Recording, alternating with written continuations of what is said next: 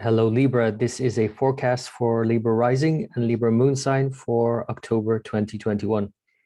So, Libra, your ruling planet Venus is just about to finish up in your sign and about to move into Scorpio and join Ketu, the south node of the moon in Scorpio, coming to exact conjunction by the 9th, 10th of October.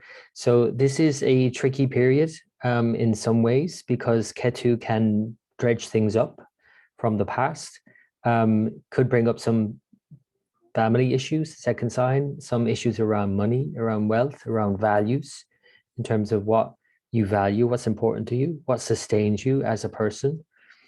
So your ruler moving into your second sign, Scorpio, conjunct the South Node in eclipse, where we're having an eclipse in December in this area, and you're going to experience this in terms of some adjustment that needs to be made in terms of your valuables, your values, and your family life, perhaps even. So all of these, of course, are connected: family, values, valuables, because, family and community also, because your family are the people who have taught you your values. Whether you reject those values now or not is another matter, because that's where you started from. So in a way, even if you reject those values, that shows that they have given you that impetus to make changes and to look at your own core values. And I keep referring to values, of course, because it's an important time in terms of these things, with your ruler Venus about to move into Scorpio and conjunct Ketu. But Ketu has been here for many months now already. And that's why this is really kind of coming to a head around these issues. And again, some things perhaps coming up from the past to be dealt with, some memories around these issues of values. So here you can see Venus here is about to move into Libra, and it does by the 2nd of October. And at the same time, Mercury, which has already begun to retrograde now, the very beginning of your sign, has moved back into Virgo, your 12th sign. So while you're renegotiating or reevaluating these things, these important issues of value, you're also having to renegotiate, review, and reassess your expenditure, because Mercury is moving through, along with a combust Mars, your 12th sign of expense. So because these two areas of your chart are aspected now, you've got planets moving through your 2nd and 12th, in particular with Ketu and Mars and combust Mars at that, it's kind of like a hemming in situation. In Indian astrology, they call it this kind of hemming in. Papakatari yoga is the actual name for it. But it basically means that you might feel a bit hemmed in. It's like, where you might feel like, I can't go back, but I can't go forward. I've got to stay put for now. And again, especially in terms of wealth and money and resources and things like that. So it's like the second sign is your wealth, your bank balance, your assets. And the 12th sign is all about expenditure and all of that. So it's about getting a balance right, of course, between your spending and saving. And you might just feel a bit of pressure in that respect in October. And because Mercury is now continuing to retrograde through your 12th sign, it might not be abundantly clear to you exactly how you're meant to be going forward in this regard. It might not be seen straight away very obviously, because the 12th house is very hidden. It represents the subconscious. And when you add Mars combustion, so Mars and the sun together by exact degree by the first week of October, this is highly volatile, but it's not necessarily obviously volatile. It's probably more subversive and hidden. And, together with the Ketu transit and Venus, which is also quite hidden and subversive, and the Mars now combust in your 12th, there could be a lot going on in the background that you are not saying to anybody, or possibly not even acknowledging yourself. And yet there it is. And it could be then, therefore, just a kind of general sense of angst, or a sense of being stuck in some way that you cannot really put your finger on. Now, there could be some very obvious things that you can put your finger on as well, again, in terms of money, savings and expenditure, and all of that being the main issue. But again, it could be just something very, not quite sure what that is. So Mars in the 12th sign in general anyway is a bit, disturbing because it's not so obviously so. It's like if there was annoyance where somebody was saying something to you or you having to deal with something, you can just have it out. But the 12th house is just not seen by you. So that's why it represents hidden enemies, for example, is one indication of the 12th sign. So Mars in your 12th sign can show this kind of like issue. Now, the 12th sign is also sleep, so maybe even disturbance in your sleep, and maybe you're having more vivid dreams and highlighting these kind of more volatile transits. So that's another possibility. So that's in general what's going on in more immediate time frame and in your immediate environment.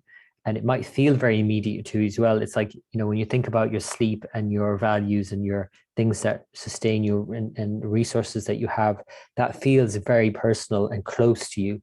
And at the same time, it's not necessarily very visible because, if you don't sleep well, that's probably the closest thing to you in many ways. How well are you rested at night? And if you neglect that, or if you don't sleep well, that has a big impact on you. And then likewise, if you're feeling in any way pressured in terms of money or those kinds of things, that feels like another pressure. So it's just very personal and intimate. And yet at the same time, you might not be able to see the dynamics going on because these two houses, the 12th and 2nd, are invisible or not very visible to us.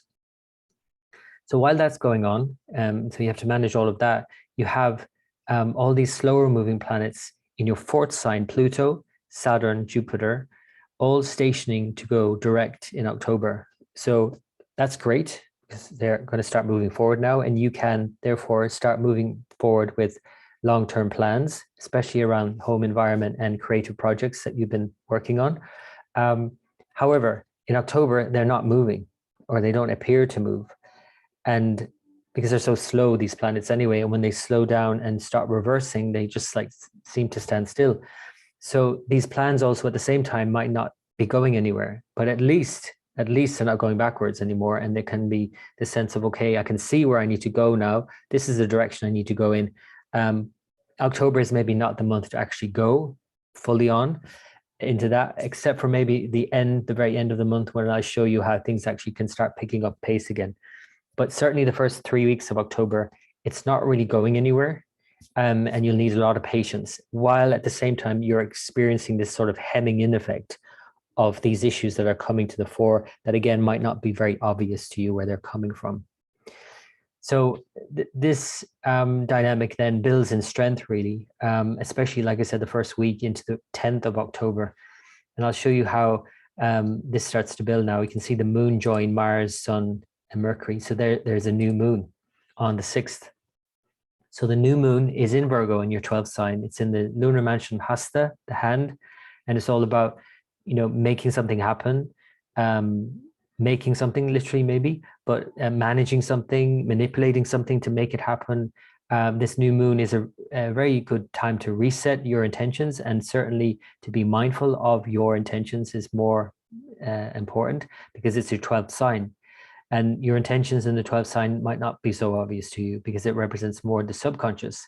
So, it might be good to do around this new moon on the 6th or on that night of the 6th to maybe do like a ritual going to bed to try and maybe set some intention to your subconscious to have, or some awareness, or just a meditation to be more aware and tuned to what is going on deep within you, what your wishes are deep down.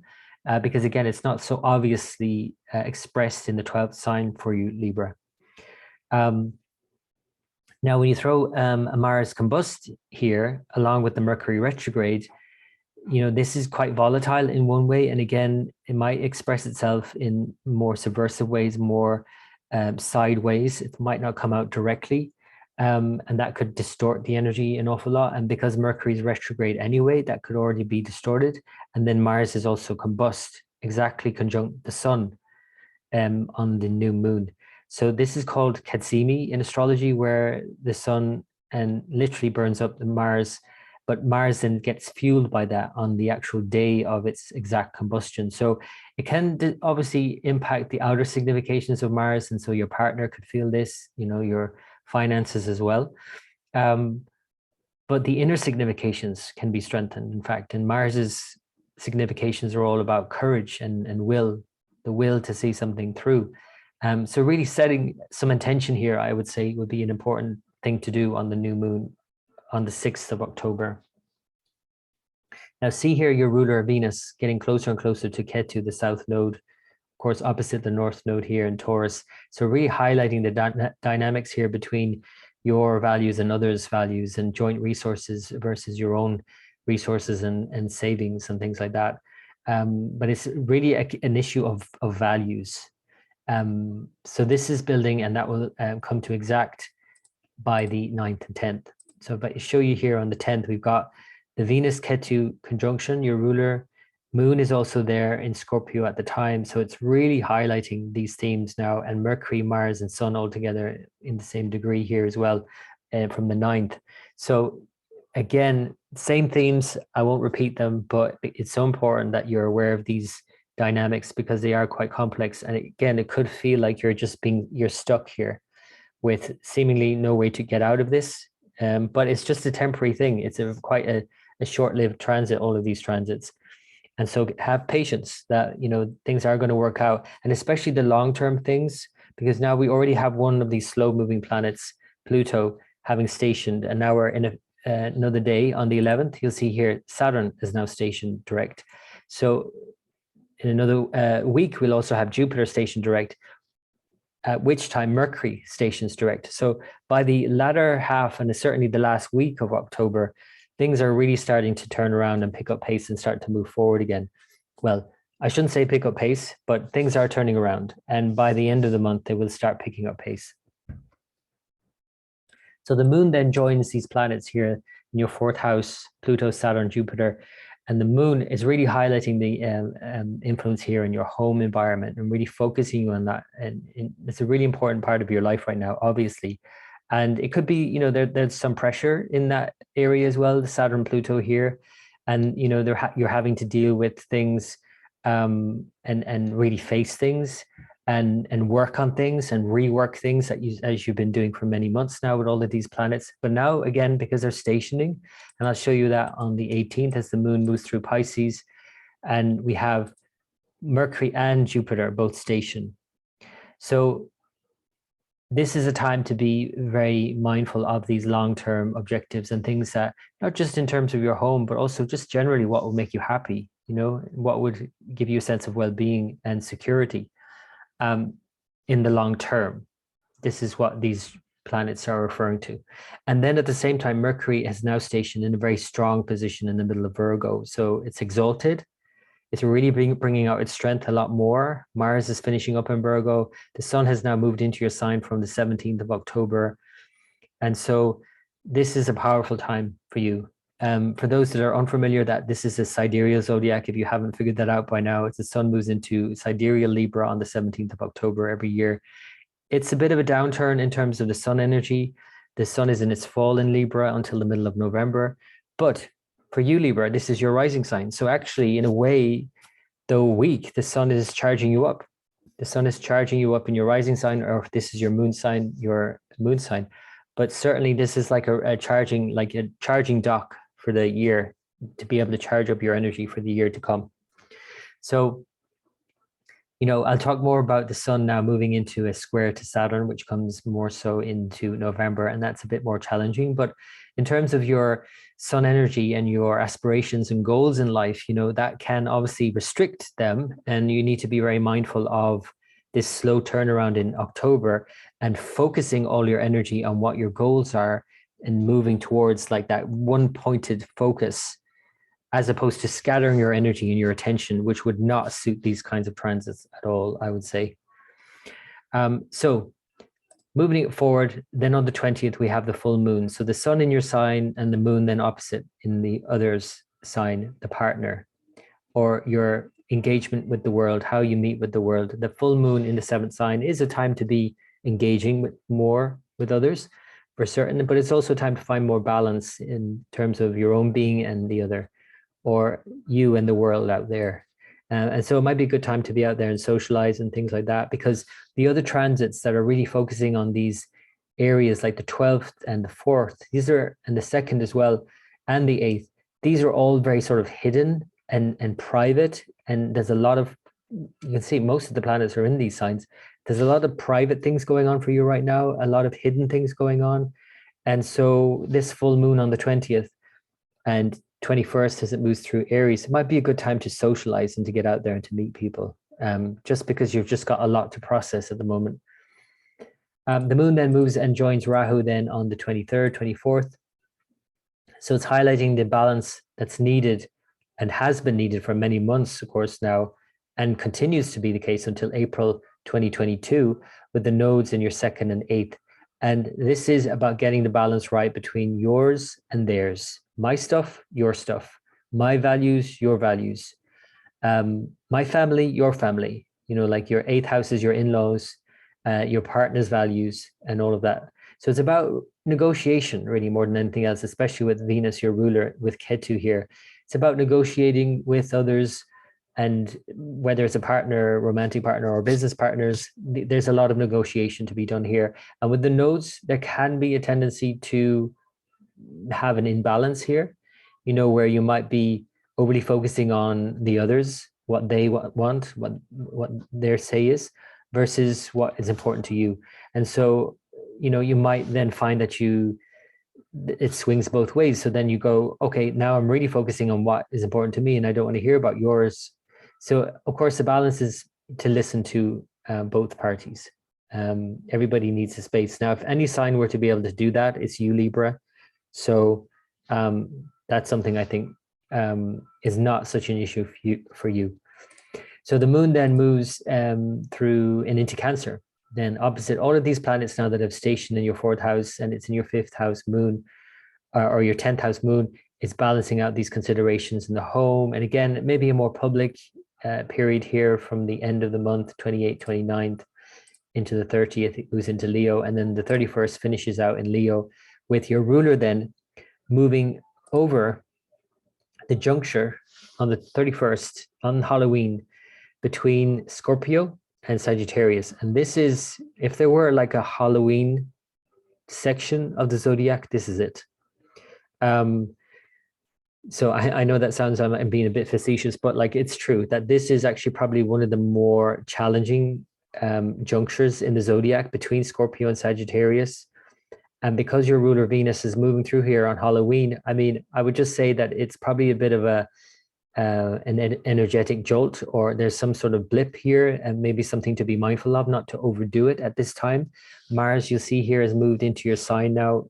It still combust, very close to the sun in your sign. So there's a lot of fiery energy going on as well. So I'm certainly, if you're out and about, if you're enjoying the Halloween festivities, that you don't go too near any explosives and things like that. But that is a bit more of a joke. But certainly it's more about understanding the volatility of these transits and your energy, and how your own energy, your physical energy even, can be a bit all over the place at this time, just on this day in particular, on Halloween. I'll talk more about Venus in Sagittarius later on, because Venus will actually return to Sagittarius by the end of the year, because it's retrograde. So there's a whole retrograde Venus coming up. Libra, something for you to be mindful of. It's starting in your fourth house, moving back to your third. So there's a whole reevaluation going on in your home life, and what is it that you would want to do anyway? What is it that would make you happy? The whole process of reevaluation coming up by the year's end. So anyway, more on that next time. For now, I hope that's been of help, Libra. And as always, I wish you the very best for the month ahead. And until next time.